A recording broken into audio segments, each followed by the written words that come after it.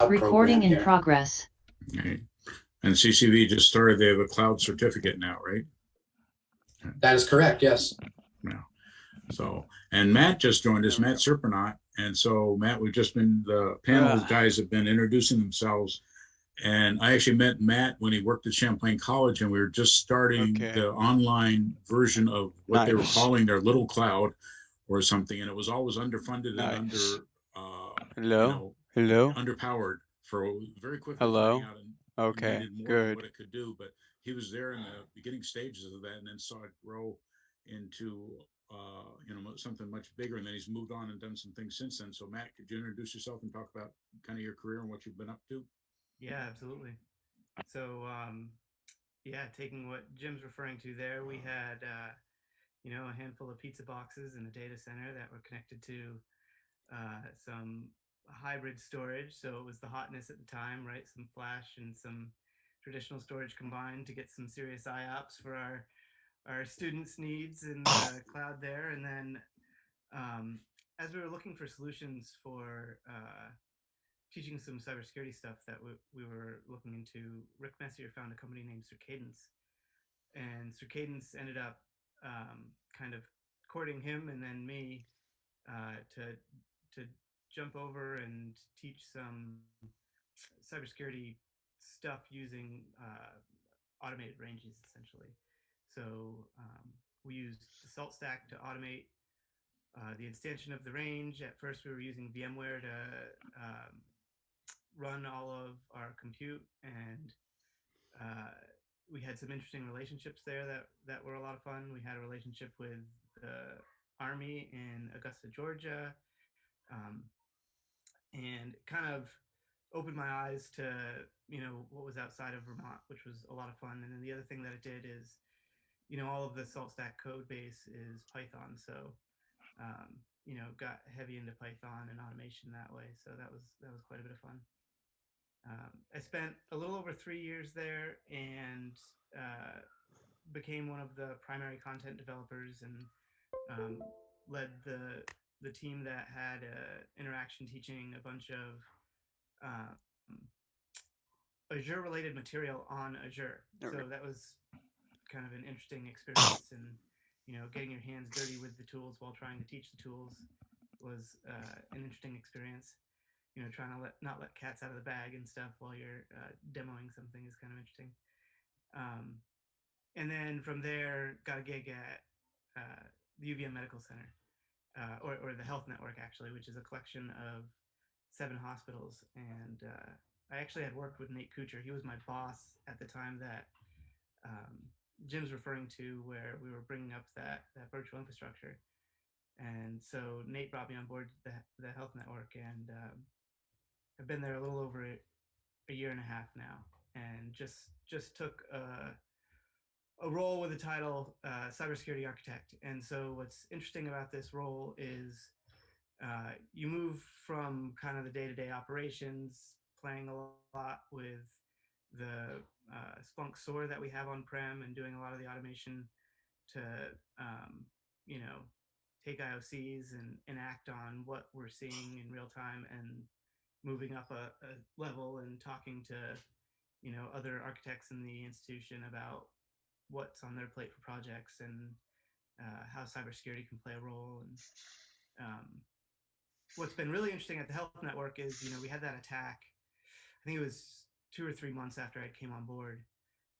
It did $64 million worth of damage, and there was some people that lost their job because of the financial struggles that we ended up with. There were, there's just an immense fallout. It was There we go. probably 6 months of work to recover from that. And what is really amazing is how resilient everybody has been. How everybody can be too. Um, the IT team, which is quite large at the medical center, they really kind of dug deep, and so there were a lot of late nights recovering. And over the course of the following year, we've implemented just an amazing number of technologies to really strengthen the security program. So the most recent acquisition is a tool which is basically a passive scanner made by this company named Assembly. And so you install sensors throughout the network, and you get a really wonderful view of what is going on in terms of network traffic. You can see vulnerabilities real time, and yeah, so I'm excited to get that in the environment and start automating off that. Wonderful. Was the cybersecurity architect the new position created there? No. So what happened was, my boss was in the architect role. They created a manager position, which really is doing a lot more of the people-centric work, and overseeing the cybersecurity engineers and the analysts, the operations analysts. So that's kind of one pillar of cybersecurity now. And then another kind of pillar of cybersecurity is risk and identity.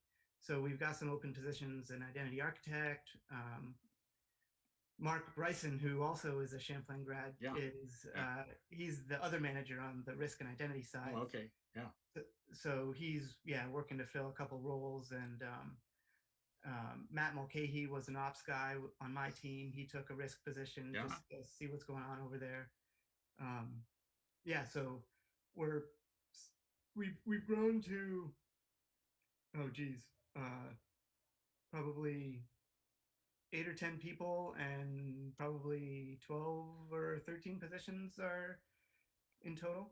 So just for security. Yeah, just for security. Right. And I visited the data center when it was down in downtown Burlington. They still had a mainframe.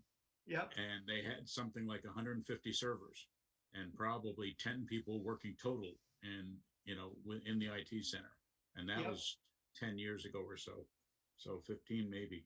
So anyway, we'll get started. And, the first thing I was just going to bring, and the students here, please either hold up your hand or put something in the chat. There'll be time afterwards to ask questions, but anytime along the way, if you want to ask a question, put it in the chat or raise your hand. But we'll basically start with, what have you seen happen with IT in the cloud? Everything's not in the cloud yet, and everything's not on the ground still. And and I don't think it's a big percentage that's actually up in the cloud, but the impact, I remember when I was talking about when Spencer talked, he worked for NPI and said people that had normally, in-house systems were moving parts of them to the cloud, and they needed help with that. And the people doing it were learning how to do that too. You didn't really know how to do that. And so kind of what's going on with that. And Spencer, if you could start us off, and then we'll just cycle through Tyler and then Matt again. Yeah, sure. It is kind of funny. I was thinking about this recently as this meeting has come up, and it used to be that businesses would say, okay, well, we're going from we're making things digital, right? We're implementing a network. We're starting to use computers, and nowadays everyone has a network already. I mean, you're never starting from scratch, and the notion of never starting from scratch has ended up so many times.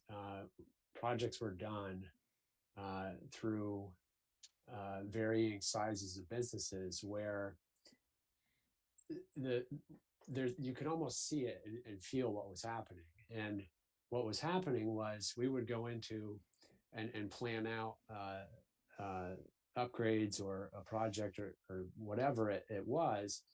And this small business had 1 to 5 servers. Some of the medium sized businesses had multiple server rooms and so on and so forth.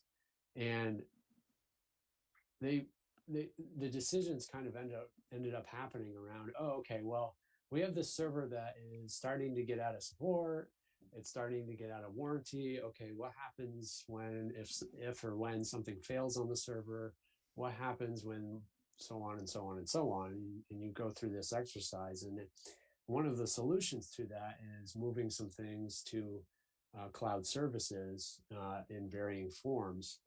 And over time, what you actually saw through these businesses was they already had server racks, and they already had a space for a server that they had. But over time, the server rack ended up becoming more and more empty. There were less things in the server rack. We would do a project and we would take 3 things out and put 2 in, or take 4 out and put 2 in. And usually the things that were going in were things that facilitated faster and more redundant internet connections. So and this is still happening, where the uh, the money that is being spent for things has been shifting more and more towards redundant and reliable internet connections, because we're doing things that we're accessing and storing data not inside of our building as much anymore, and we're transferring it in and out of the building to these cloud services. So that's something that you can see over and over, of this transition from less servers to more things like firewalls and redundant internet connections, and planning around those things, because the internet ended up becoming the thing of most risk, if you will, of hey, if this is down or this is slow, as opposed to it used to be, hey, if the server's down or this is or if the server's slow. So there's a shift that's been happening, and it's not all at once, as that's been said. It's sort of this ongoing thing. That's one of the big things that has gone on. Okay, thanks. Tyler, any thoughts? Yeah. So, I used to see a lot of, the startup that I worked for was kind of focusing mostly on the cloud. The idea that you can have infrastructure out in the cloud without having to worry about maintaining your own servers or having IT folks on site manage a data center. But then you get like these larger organizations that kind of, as Spencer was saying, you kind of have a foot in the door and kind of on each side, straddling between being fully in the cloud and being fully on-prem. That's usually called a hybrid cloud, and you'll see that referenced a lot. Hey, look at the hybrid cloud. They even are using terminology like private cloud to refer to your on-site data center, like in VMware, versus the public cloud, which could be Azure, AWS, something like that. And a lot of these products, especially AWS, have the ability to now have these direct connections, either via VPN or other pipes directly to the cloud. So that redundancy, Spencer was bringing up redundancy, becomes really useful to businesses who, maybe they have two data centers. Speaking from experience at Plattsburgh, we have data centers in two different locations on campus, but we also have some that we can back up to the cloud too. So if anything awful happened on campus, well, there's a certain amount of offloading you can do to the infrastructure you have on the cloud. You can also have that direct connection. You can even have storage connected directly to a server that's on site where the storage is out in the cloud, and then you're not worrying about managing the disk array and running out of space, things like that. So the sky's kind of the limit with how you structure your organization. I think the hard part is coming up with what do you put in the cloud and why? And I think you got to look at the questions carefully ahead of time. Why are we moving to the cloud? Is it cost saving? Is it for redundancy? Is a little bit of both? Because then you're going to set up your infrastructure differently depending on what problems you're trying to solve. And people who, I think, hear cloud as a buzzword and say, well, let's just move this to the cloud, right? Because then if our network connection goes down on site, it'll just be out there. But there's a lot of other kind of questions you have to ask and answers before you kind of go cavalier, I think. Okay, thanks. And that might be why I think you're seeing folks in this situation too, where they're not fully there yet because they're still in the process of answering those questions. And I remembered one of the things about visiting the IT center or the medical center 10 years ago. Virtualization was further along, and they had their backup site was out at the Whale's Tails. So they had a backup site there, and it was neat. Me, the director, and I were talking. The students didn't really get what it was, but the idea, he said, well, what we think is we got 200 servers, but we don't want to put 200 servers out in the backup site. And with virtualization, we could have like 50 and then spin up whatever we need if things go down. And this was a new way of thinking. It was really pretty cool at the time to think about that. And I'm sure it's gone way beyond that now, but that was like, how can we use this to our advantage? So Matt, what do you got? Yeah, totally. So I'm going to actually go back 10 years and start at, I actually wrote a senior thesis paper on my undergrad about how it didn't make sense to run academic workloads in the cloud. And so Yeah, it's kind of funny how it really hasn't changed, I don't think. But jumping ahead to what Jim's talking about, yeah, the medical center is crazy. We've got this giant MPLS ring that goes around the lake to distribute data at ridiculous speeds so that we can serve the virtual terminals against all the thin clients that are at all of the medical endpoints, all the clinical endpoints. There's a data center in Burlington somewhere, probably the same old data center that you saw, but I'm sure is much different looking today. Yeah. And the other big one is in Plattsburgh now. So we've got one on either side of the lake, and that's in CVPH. The big change for the hospital and kind of the cloud space too is thinking not just about infrastructure as a service, but all of the different other components of IT that you could put in some kind of application workload that's in the cloud, right? So we're slowly moving all of our big applications there and then leveraging Azure for all of our identity needs. And what, from a cybersecurity perspective, is neat about that is I can do things like I can place controls around how people access those workloads and monitor them much more closely with a standard of access and monitoring, so that I can see like, oh, this is kind of odd. Somebody from Florida just accessed so-and-so's Workday account and they just logged in from Burlington. So, in that context, it's a very different world than it used to be. Our borders are very different. How we manage that interconnectivity is very different. And, the whole working from home story that's kind of emerged in the last couple of years, it's just compounded that. And from a health network story, they're still really trying to figure it out. They haven't figured out how to replicate the experience that we used to have on campus, when you're sitting at home working. So yeah, more to come with that. Okay. Next question: is it secure? In the beginning, there were tons of questions about, is it secure? I don't trust putting my data up there. I'm not going to use that. No, we're not going to put personal data up there. We wouldn't put financial data up there. And now everything's up there. So is it secure, Spencer?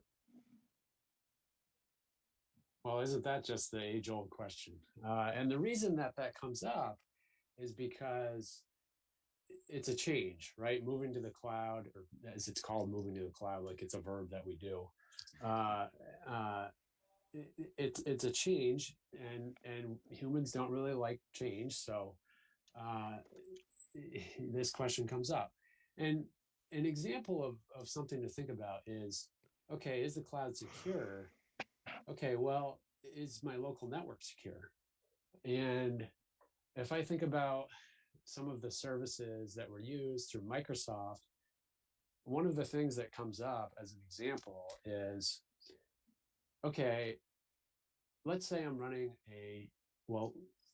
this is a real example. Let's say I'm running a public web application that stores pieces of personal data. Okay, well, if I'm doing that, then I have to think about things, what requirements are for where that is, who it's serving, and things. There's things like GDPR in Europe and more so here now in the US. And how do I do all of those things? So is it secure? Let's think about this. If I'm storing someone's personal data and I'm storing it on a server, so to speak, that exists in my home, that doesn't have access controls, that doesn't have security to physically secure it, and so on and so forth. Well, that is inherently a lot less secure than a cloud server that is in a facility that checks all of those boxes. So something that happens is this question comes up, and then it depends a little bit about who you're using as a provider. And there is definitely, this is something that professionals go through. They go through the process of vetting who they're using for different cloud services. Microsoft being Microsoft, Google, and Amazon being the big three to think about. And they have all sorts of things that they're doing that automatically check a lot of the security, is this secure boxes that are difficult for a smaller or medium-sized business to do. So that's what I'd say about that. Is there's a lot of so to speak boxes that get checked from a physical and physical and compliance perspective if you go through the vetting process with these, at least the well-known cloud providers. Okay, thanks, Tyler. Yeah, I think Spencer said a lot there. I think it depends on what layer you're talking about. I know Matt had mentioned a minute ago, if we're talking about infrastructure as a service versus software as a service, what are we using up there? If we're talking infrastructure as a service, say with Amazon AWS, we're basically trusting them to do the data center work that we would do on site. So managing physical servers, the physical aspect of where the data center is, how secure that is. But a lot of the software security, the operating system security is up to the developers, the engineers who are setting it up.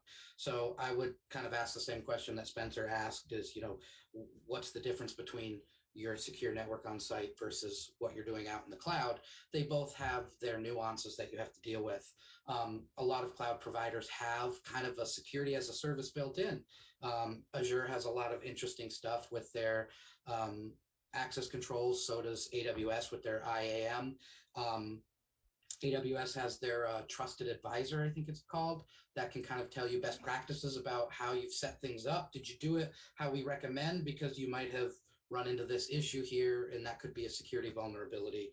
And then there's like other kind of cloud, if you're getting into software as a service, like Google's Workspace or Microsoft 365, where you're like, we just want our email handled out there because we don't want to handle email on site, and Drive, OneDrive, calendaring, that sort of stuff. And so yes, you're trusting them with that data, but they do, Spencer kind of talked about GDPR. There's also HIPAA and FERPA that you have to be in compliance with. And I deal with that a lot at Plattsburgh. We have both Microsoft 365 and Google Workspace. Google Workspace being our primary email platform, but it's actually not HIPAA compliant based on just our licensing. Sometimes it's just how the licensing works. So there's a lot of things we do in Microsoft 365, at least for our like counseling center and different areas that have to meet those HIPAA requirements, versus Google Workspace, which does meet FERPA requirements, but not to the level of HIPAA. So you have to have almost we have somebody in the business office who kind of deals with making sure that the licenses that we're dealing with adhere to that. And I think that's another angle that's important. There's the technology side, and then there's the compliance side. And from a technology perspective, we can read the fine print, data's encrypted at rest, it's encrypted in transit, these sorts of things to figure out what compliance they're meeting. But you are putting a lot of trust in them because they're saying, this is how we do it. And so you're kind of saying, okay, this is how they say they do it. We're trusting them, which is why a lot of folks start out with the big three that Spencer talked about. But there are other cloud. I mean, I think Oracle has their cloud that they've been working on too. So I think you're going to see other companies start offering resources too. But yeah, the big three, I think you could go through probably days of text to read about all their different checkboxes and compliance that they meet. Okay, thanks. And Matt? Yeah, so I think the scope really is what changes when you move to the cloud. The challenges are really similar because fundamentally it's just somebody's computer somewhere. It's got some software that needs to be configured. And so, thinking about how you still need architectural considerations like secure by default. You still need you still need to apply similar approaches to what you were doing traditionally for security. You just need to expand that scope and figure out how you can achieve, configuring borders. And some of the big topics you'll hear today are things like zero trust.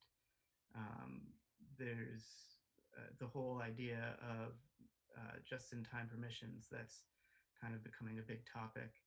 MFA was pretty big for a while, but we're starting to learn about weaknesses that um, relying on MFA can cause, right? Like a big topic of mine recently has been the fact that we allow SMS MFA, and so there's a couple of simple hacks that would allow you to overcome SMS MFA if you were able to get somebody's password via a crafted phishing technique or something like that. So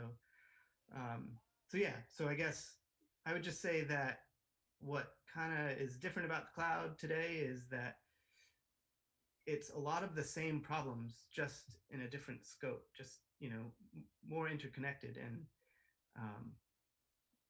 we see that interconnected in the stories about supply chain hacks and that kind of thing. And so you really have to consider not just what you're doing, but what's your neighbor doing, and how do you protect against that? I had a thought while you were all talking that one of the things Spencer talked about before was when he was working on on-site systems, you'd walk into a company and you found all kinds of stuff set up and probably some legacy things sitting there that shouldn't have been done, permissions that shouldn't have been there and everything else. And as we move to the cloud, I wonder if a lot of those are taken care of because you have to comply with these standard checkboxes and everything else. But then in 5 years, it'll all be old stuff, and you go and look and say, who set this up? Why does that guy still have permissions? But as you transition there, you might actually have a clean system that way, that without some of the legacy things going on. Okay. And so the last question is, and once again, are there any student questions up to this point? Any of you guys got questions? Okay. Where are we going with the cloud? What does the next 5 years look like? And we'll start off with Spencer again. Well, you mentioned really earlier as we were talking about there seems to be a trend of doing more in the cloud. And recently I was reading about that, and it appears the range right now is between 20 and 35% of knowledge work sort of type of work is done using cloud resources, whether it be a cloud application or cloud service, or actually doing things using maybe like a full desktop in the cloud or something. And will that ever be 100%? Maybe not. And it does appear though that it's not going to go backwards. Normally with technology, things rarely go backwards. So it will continue. A lot has been pulled forward in the past few years due to the large changes with working from anywhere that as a requirement, and so on and so forth for a period of time there. So the work done in the cloud has definitely been pulled forward. There are a lot more businesses using things like Office 365, mainly because that's what the circus is playing right now. If you go to, let's say I was using Excel. I was a knowledge worker and I used Excel. Well, it's kind of difficult to find your way around Microsoft to buy a physical copy of Excel. They really push Office 365, and Google really pushes their services, and same with Amazon and others. So it's kind of going to go that way, whether we like it or not, because that's sort of what the deal is now. That's what's being sold, and there still is definitely more to come with it. I'd say from a perspective of businesses using it, it's it's it's definitely, people know what it is. People are using it. It's getting to the comfort zone of, hey, this is how we do things, but it's not done. And I think we're going to see more and more of it because of its low cost of entry, so to speak, and uh, ability to standardize things is another good reason for it. So, lot there, but that's some thoughts on that one. Okay, thanks, Tyler. Well, first, Jim, you said at one point, looking back and saying, "Who set this up?" I did have to admit that there's been times I said, "Who set this up?" and it was actually me when I went in and looked and said, "Oh, that was me 6 years ago. Why the heck did I do it that way?" That was just funny thought there. As far as where the cloud is going, I think I've seen it a lot come into play with this kind of hybrid thing that I was talking about earlier, where the cloud's becoming more hybrid. You're having these connections. I only imagine that integration to get tighter and better, because there are some organizations I don't see 100% going to the cloud. Sure, some of them, the people that put apps in the clouds, I could totally see complete infrastructure out in the cloud. But there's a lot of kind of more traditional organizations like universities and hospitals, like with Matt, that I don't see these types of organizations committing 100%. What I see is more integration, more things moving back and forth between the cloud and on-site. So if I had to guess, I would think that 5 years from now, there'll be tighter integrations, more of this talking between private and public clouds. The other thing that I'd like to see, I think right now there's a huge learning curve with learning about the cloud, how to use it, and it's kind of a departure from some of these traditional, like, well, I spin up a VM in VMware versus spinning up an instance in Amazon, or I think they still call them VMs in Azure. But just the terminology and the differences, and the idea of trying to think about sometimes they're called like microservices, where you not everything's tied to a virtual machine. There's this learning curve that I think will be harder for people getting into IT, or for folks who have been in IT but maybe have this more traditional role, to kind of figure out some of the nuances between this new technology, new terminology. And so in 5 years, I think the integration between on-site is going to be tighter, but I hope that the learning curve, I don't know, gets a little easier. And I don't really know the answer to that question, how they could do that.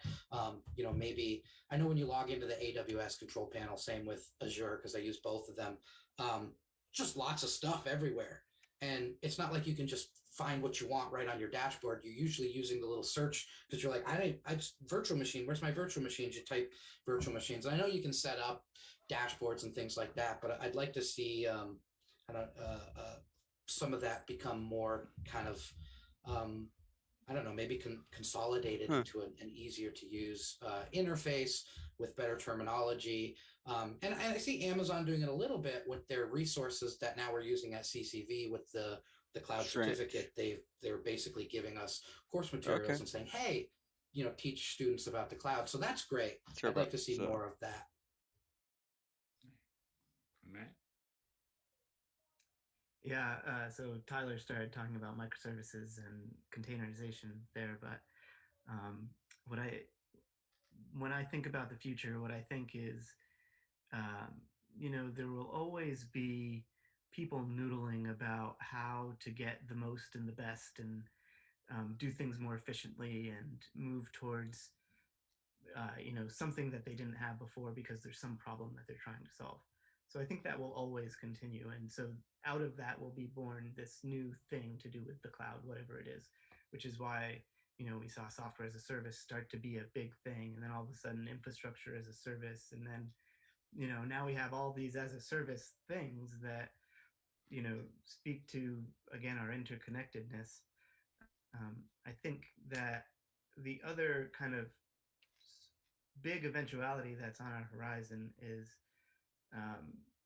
just with the state of the world, I think that the organizations that control these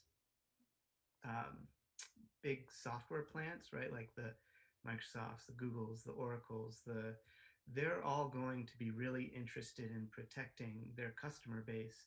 And so, thinking about like how difficult it is to patch remote systems right now, how difficult it is to maintain a remote workforce, and how that story has been so challenging through COVID and all of that. I think that there's going to be a lot of effort around making that kind of work easier.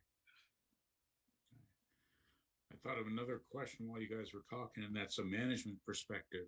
Management, back when I started management, you'd buy a server and they'd hope it would last forever. Okay. And it took 10 or 20 years for them to get used to the idea that there was going to be a revolving set of servers. You were going to have to spend X number of dollars a year on IT. Your IT staff was going to grow and you weren't really going to get much more for it. Then we went to security where you're paying for nothing that you get, right? You don't make any more money by putting money into security.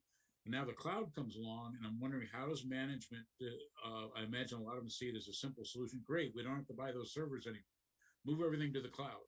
And not understanding the architectural issues that go on with that, of, and also that these things take time. You can't just migrate everything to the cloud, and that if you did, you'd be fraught with problems. And then you don't have the personnel that can actually deal. The IT workers don't understand what's going on in the cloud. So your staff can't really do all this stuff. And so that's probably part of the evolution that's going on too. Any thoughts on that? Yeah, just a quick thought is there was actually a lot that NPI worked alongside system administrators of medium-sized businesses, and they would do everything in the sysadmin who was there with the business did everything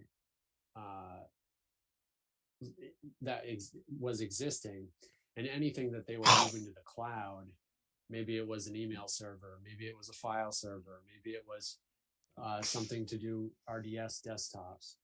That's where we would come in and be sort of a backstop, and we would help them plan things, and we would work together at planning things. And from a management point of view, it is involving more people than you would think. And the IT people end up, I mean, depending on how things are structured, is the IT person may not end up, part of their role might not end up not being just IT. Part of their role is evaluating things, planning things for, okay, how are we going to move our business forward with these new adoptions? So it's changed roles. It's new things. If you like learning new things and doing new things over time, which is probably good, that's your role over time is changing, which isn't a bad thing. And it's involving more people, especially when you get into evaluating risk and evaluating certifications of different things with security. There's a lot of pieces, moving parts to going through processes like that. But it's kind of fun. I mean, you can kind of think of it like you're controlling you're playing the game and trying to check all the boxes and get things as neat and well operating as you can. So those are some on that. Thanks, Tyler.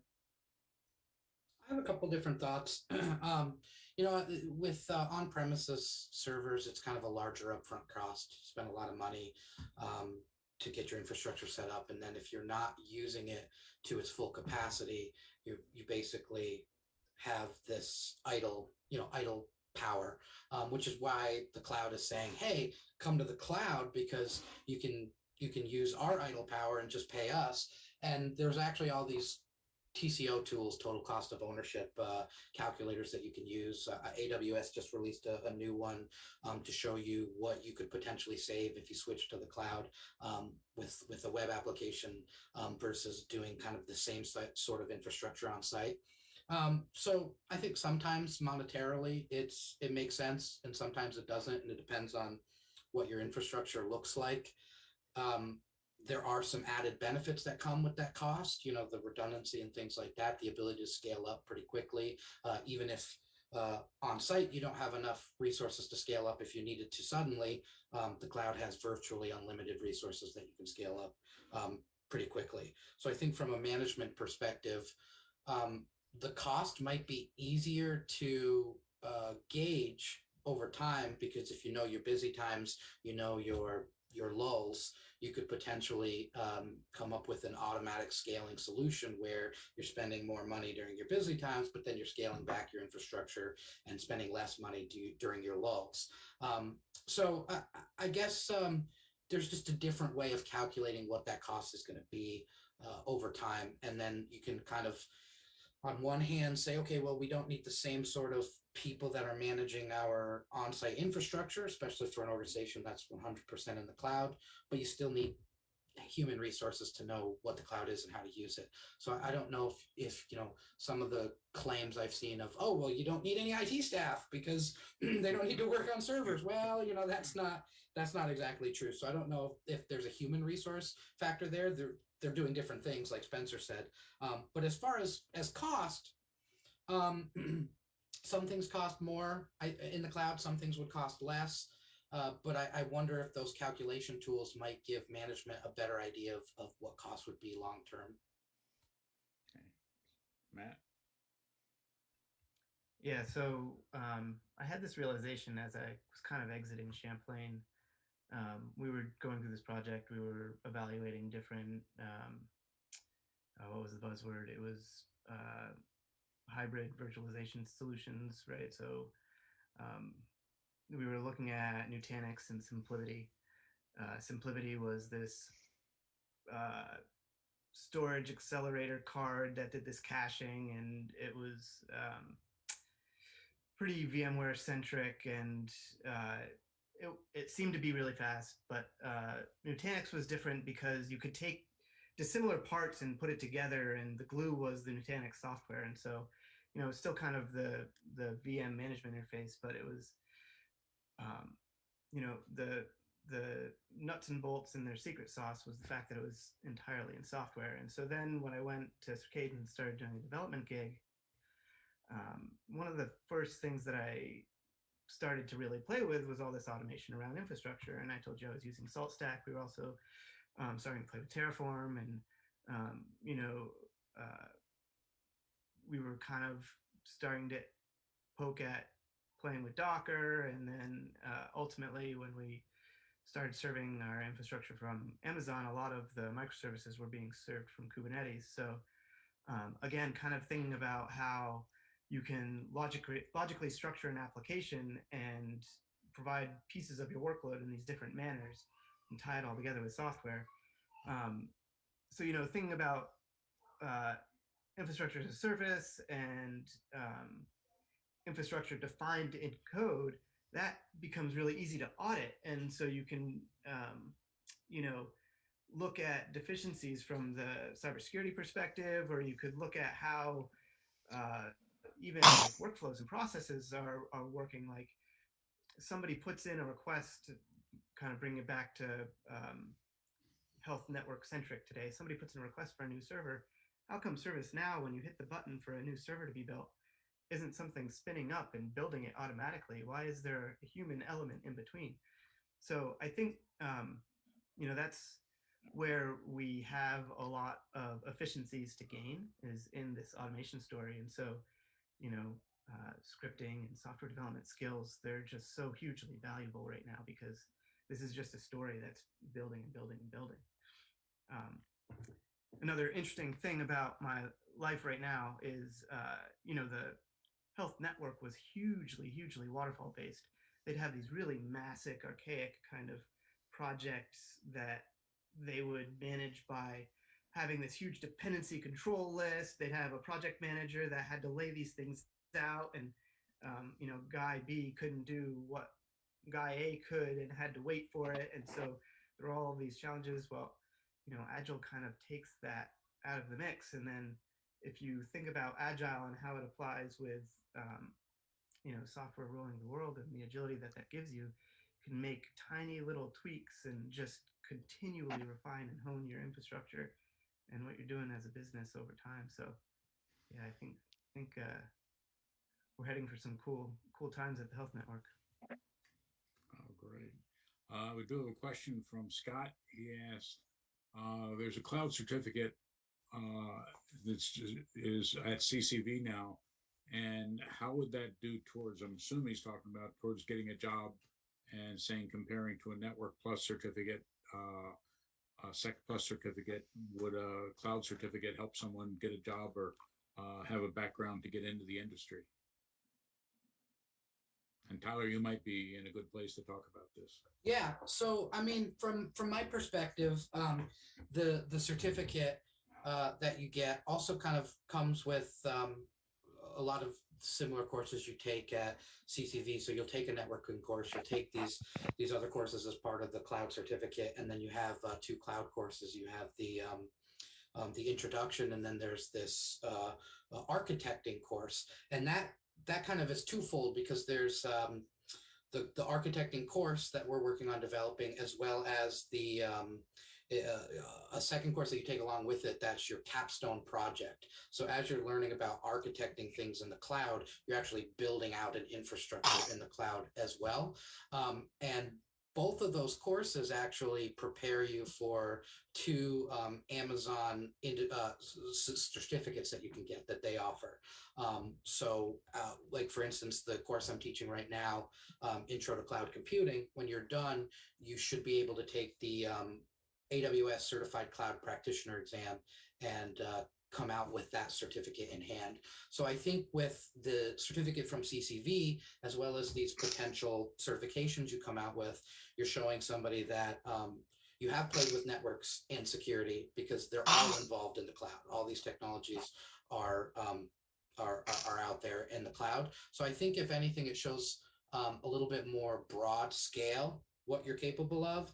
And it also, if you're looking for a job in cloud computing, or working for a place that utilizes cloud computing, I don't think, because it's vendor specific like AWS, I know, like personally speaking, when we hire at Plattsburgh, if I saw somebody that had an AWS certificate, I'd say, well, then they're going to know Azure, no problem. Sure, the language might be a little bit different, but they'll pick it up pretty quickly. It's kind of the idea of the cloud is more what you're learning about in the courses.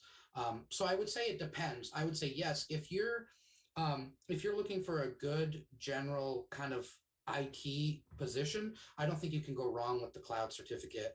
And obviously, if you're looking for a cloud-based role, then that would be the way to go for sure. I would, if you're going towards InfoSec or some of these other more targeted jobs, that's what you're hoping for, then maybe you do want to kind of specialize in what you get. But I think the cloud is everywhere. It's in everything these days. So it would give you a good rounded place to come from when you're job searching. That's my opinion. Okay. And I don't know how much of the IT staff out there has, when security started, I was amazed students would go off and get a job somewhere and they'd have them do a security scan. They'd say, why aren't these IT guys doing security scans? I said, because there wasn't security when they don't have that mindset. And cloud-wise, I know the undergraduate curriculums don't include a lot with cloud. Students play with it. They do a lot with virtualization, but they aren't actually looking at a lot of cloud architecture. So, it might give you a leg up. Spencer or Matt, you got any thoughts on that?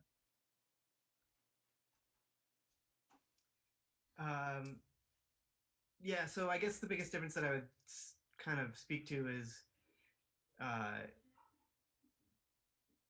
cloud is going to have software-defined networking, right? So if you go and you learn about networking and maybe specific networking devices, or you maybe you're focusing on particular protocols, or whatever it is about networking, I think that you could take that information to the cloud, and and maybe vice versa, right? You would learn on the surface, if you did the cloud certificate over a networking certificate, that I can configure these things in software in my cloud, in my infrastructure as a service cloud, and have a lot of the same experiences as you might, learning about networking.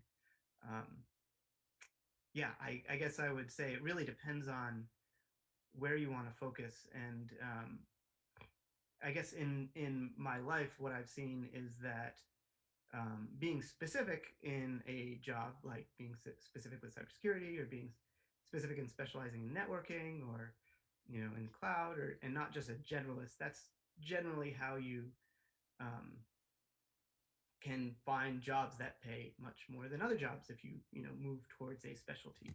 So yeah, for what it's worth. And I think for entry level, because most of the people coming out of the community college will be looking at entry level jobs, anything additional you can get in there will help you, get a job and experience. Spencer, any thoughts on that? Well, Azure for Microsoft, AWS, Google Cloud, some of the other cloud providers, Oracle, Green Cloud, OVH.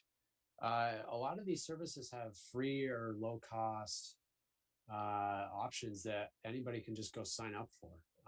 And if you're interested in looking at, hey, how do I set up a cloud server just for the sake of doing it? How do I, or maybe that you already know how to do that and you want to look at some more of the other offerings that are integrated with these things as far as access restrictions, policies, and so on and so forth. Just sign up and tinker with it and try things out and try to set up things and break things. And the more interested you are, the better chance you have, I think. And as you're looking for positions that you might want to be working at, saying things like, hey, I set up this, or I tinker with this on Google Cloud or AWS, and I set this thing up just because I was interested in it and wanted to learn about it. That sometimes can go a long way with things. So that's something that anybody can do is try these things out. And that's kind of what I've told students over the years. Is I ran into a guy a while ago, a family member who is about 20 years old, and said, "What do you want to do?" He said, "Cybersecurity." And I said, "Are you doing any cybersecurity?" He said, "Well, no, but I think it'll be fun." And I said, "But are you doing any?" And there's any of these networking. If you like networking, a lot of guys come into school and they've got home networks, they've got servers going, they've got websites going, and everything else, and they're doing it. And there's all the materials to be doing this stuff.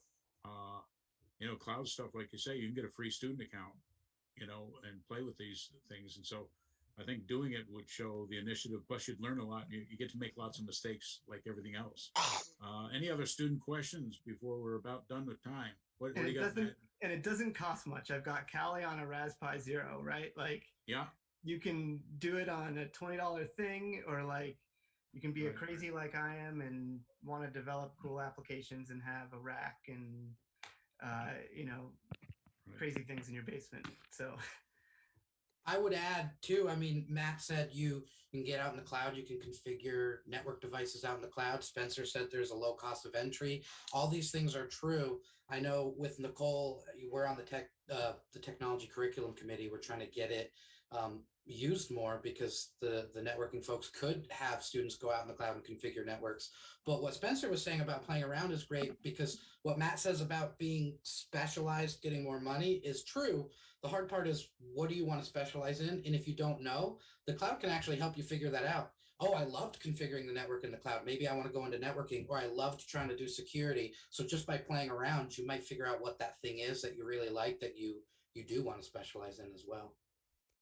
And actually, in an entry-level job, you would probably end up doing all of that: networking, security, and cloud, and then be able to figure out which way you want to go. And because I think anywhere you're starting off these days, you're going to get pieces and parts of all of that. And the more you know about any of it, the better. Any other student questions before we close for the night? Okay, this will be recorded, so it'll be on. I'll put it out for students next week. And I want to thank you guys for coming and talking to us tonight. It's been very helpful and interesting. Makes me glad I'm retired. Well, thank you for inviting me. Okay. Take it Hey, easy. nice Yeah, to meet thanks a you, lot. Spencer and Matt. Yeah, Yeah. nice Me to meet you too. guys. Good night. Have a good night. Okay. Good Take night. care.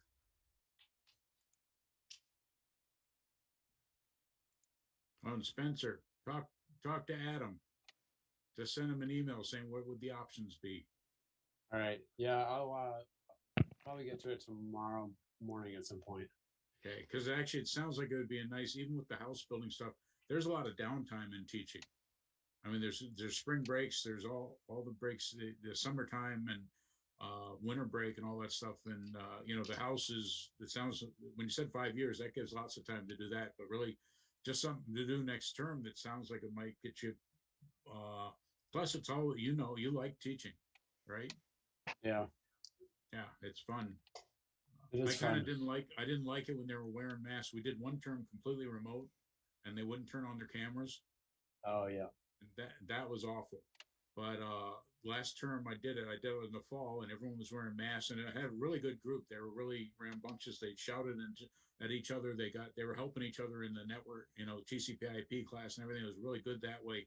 They still had masks on though, and it was just getting you know hard to figure out. Plus, I'd been doing it a long time, but uh, it's a flexible, and especially if you get in this position, they probably wouldn't require a whole lot extra of the person as far as service goes. Like there's meetings and everything else that you sort of have to go to, but What?